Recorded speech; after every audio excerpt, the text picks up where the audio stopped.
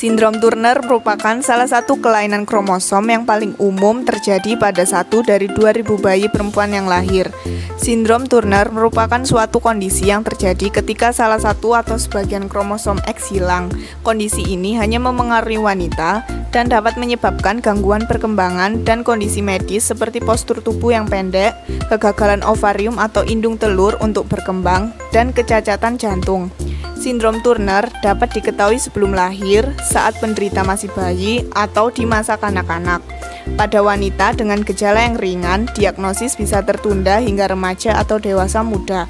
Pemeriksaan rutin akan membantu penderita untuk sehat dan dapat hidup mandiri.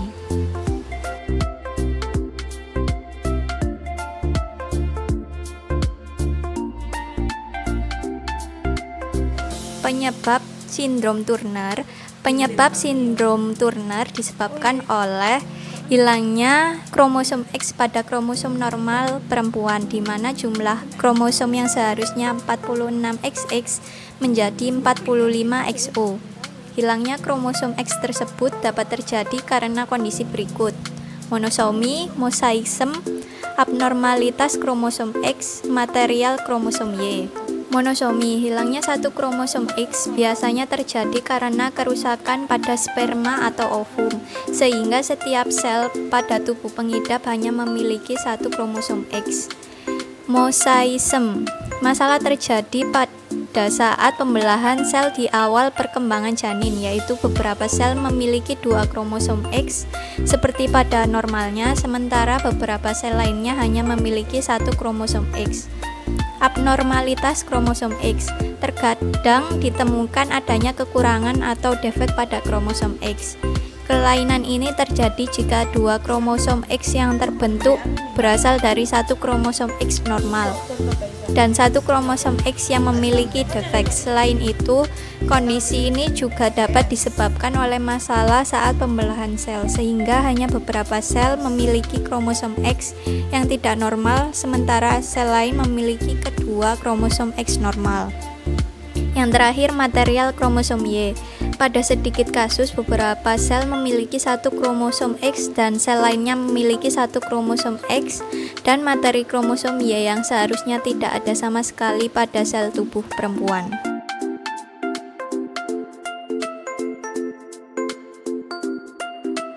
Penderita sindrom Turner memiliki beberapa karakteristik, yaitu yang pertama bertubuh pendek, kedua kehilangan lipatan kulit di sekitar leher, yang ketiga pembengkakan pada tangan dan kaki, 4 posisi kedua telinga tampak lebih rendah, 5 langit-langit mulut tampak tinggi dan sempit, 6 rahang bawah terlihat kecil, 7 dada lebar dan jarak antar puting berjauhan, 8 lengan bengkok keluar di bagian siku, 9 jari kaki dan tangan terlihat kecil, dan 10 bentuk kuku melengkung ke atas.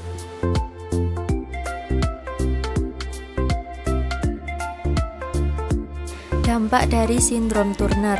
Dampak paling umum pada hampir semua anak perempuan, remaja, dan wanita muda dengan sindrom Turner adalah perawakan yang pendek dan gangguan fungsi ovarium yang mungkin terjadi saat lahir atau secara bertahap selama masa kanak-kanak, remaja, dan dewasa muda. Dampak tersebut antara lain: 1. Pertumbuhan yang terhambat, 2. Perkembangan seksual selama masa pubertas terhambat, 3. Perkembangan seksual yang terhenti selama masa remaja, 4.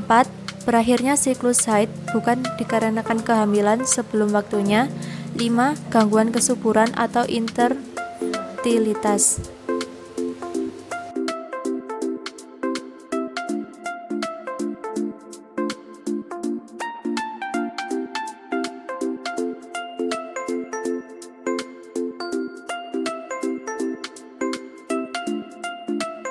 Nah, selanjutnya kita akan membahas tentang diagnosis sindrom Turner. Ada dua cara yang digunakan untuk mendiagnosis sindrom Turner. Yang pertama, pengambilan sampel filus korionik. Tes ini melibatkan pengambilan sepotong jaringan kecil dari plasenta atau ari-ari yang sedang berkembang. Plasenta mengandung bahan genetik yang sama dengan bayi. Sel-sel filus korionik atau bagian plasenta dapat dikirim ke laboratorium genetika untuk studi kromosom.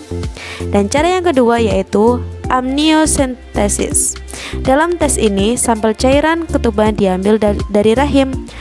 Bayi dapat mengeluarkan sel ke dalam cairan ketuban. Cairan dapat dikirim ke laboratorium genetika untuk mempelajari kromosom bayi di sel-sel ini. Beberapa penanganan yang umumnya diberikan kepada pasien dengan sindrom Turner antara lain adalah 1. Terapi hormon pertumbuhan.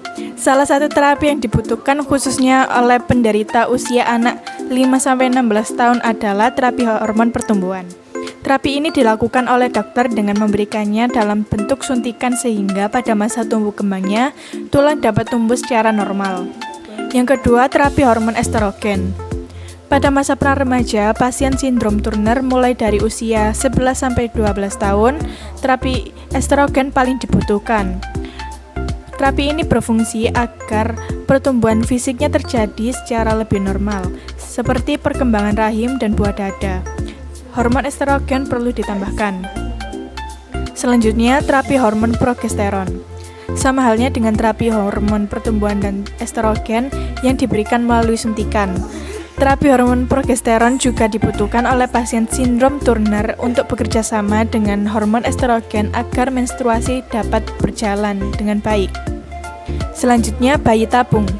Pada pasien sindrom Turner yang kesulitan untuk memiliki anak, prosedur bayi tabung adalah tindakan yang paling direkomendasikan oleh dokter. Yang terakhir, psikoterapi.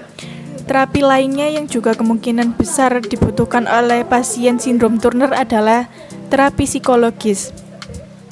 Psikoterapi dalam bentuk terapi perilaku kognitif dapat ditempuh oleh pasien yang rasa rendah dirinya cukup tinggi karena kondisinya yang berbeda dari wanita lain.